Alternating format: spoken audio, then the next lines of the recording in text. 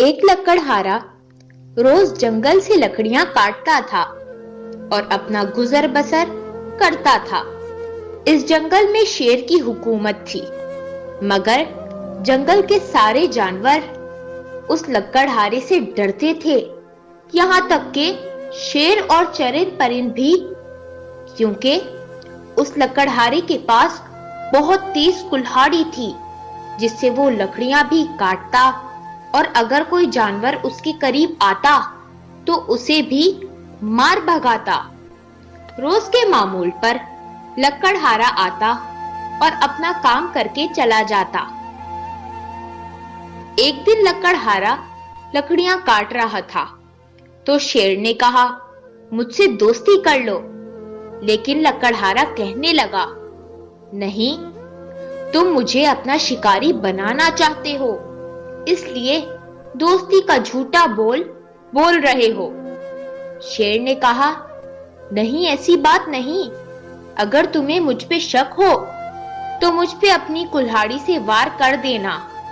تب لکڑہارے نے سوچا، ٹھیک ہے، پھر دونوں کی آپس میں دوستی ہو گئی، اور روز کے معمول پر لکڑہارا آتا، لکڑیاں بھی کاٹتا اور شیر سے باتیں بھی کرتا۔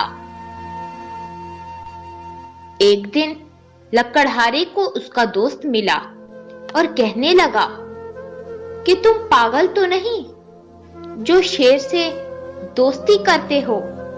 وہ جنگلی جانور ہے اور اسے جس دن کھانے کو کچھ نہیں ملا تو وہ تمہیں اپنا شکار بنا دے گا۔ یہ سب سن کر لکڑہارا کہنے لگا، بات تو تمہاری بھی صحیح ہے، کیونکہ وہ جنگلی درندہ ہے، مجھے کبھی بھی نقصان پہنچا سکتا ہے۔ پاس میں کھڑے شیر نے سب باتیں سن لی اور وہ بہت اداس ہوا۔ اگلے دن لکڑہارا آیا، مگر شیر نے اس سے بات نہیں کی، جس سے لکڑہارے کو اپنے دوست شیر کی یاد ستانے لگی۔ پھر ایک دن شیر لکڑہارے کے پاس آیا اور ضد کی کہ میری کمر پر اپنی کلہاڑی سے وار کرو۔